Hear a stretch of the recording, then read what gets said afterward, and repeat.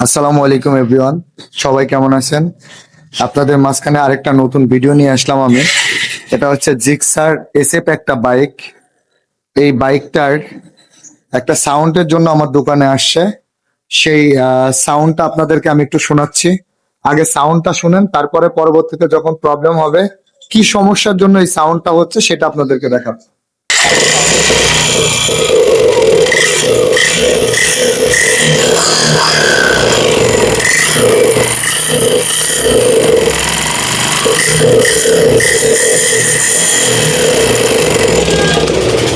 কি প্রবলেমের জন্য এই আওয়াজটা হচ্ছে ওইটা আমি আপনাদেরকে দেখাবো আজকে, সমস্যা নেই।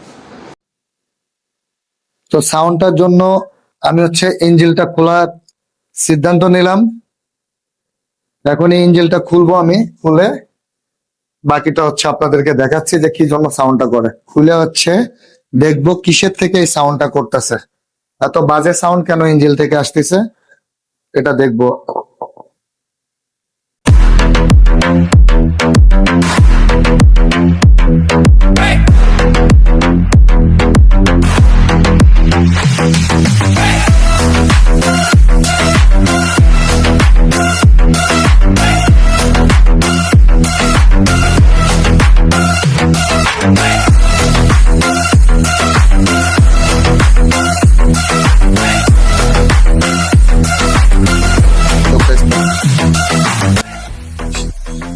এটার যে প্রবলেম সেটা আমি অবশেষে খুঁজে পেলাম।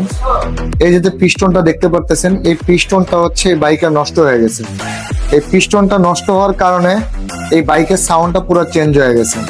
তো আমি আশা করি এই পিস্টনটা চেঞ্জ করলে বাইকের সাউন্ডটা ঠিক হয়ে যাবে।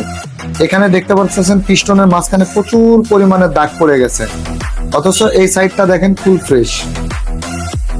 আশা করি পিস্টনটা লাগাইলে বাইকের সাউন্ডটা চেঞ্জ হয়ে যাবে। অনেকে অনেক ধরনের কথা বলে থাকে, আমি আসলে না চেক করে না খুলে কোনো কথা বলতে চাই না। যার জন্য আমি পুরো খুললাম, খুলে চেক করলাম, চেক করে দেখলাম যে এটা পিস্টনের প্রবলেম। আশা করি পিস্টন লাগালে সাউন্ডটা পারফেক্ট হবে ইনশাল্লাহ।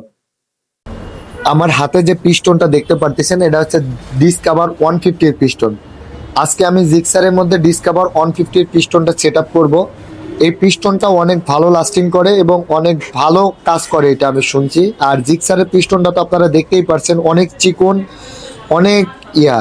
কিন্তু ডিসকভার 150 এর পিস্টনটা অনেক হেভি পিস্টন মনে হয়েছে আমার কাছে, যার কারণে আল্লাহর রহমতে আমি ডিসকভার 150 পিস্টনটা জিক্সারে লাগায় কাজ সম্পূর্ণ করলাম। আল্লাহর রহমতে সাউন্ডটা খুবই সুন্দর হয়েছে এবং খুবই স্মুথ হয়েছে। এখন আপনারা সাউন্ডটা শুনুন।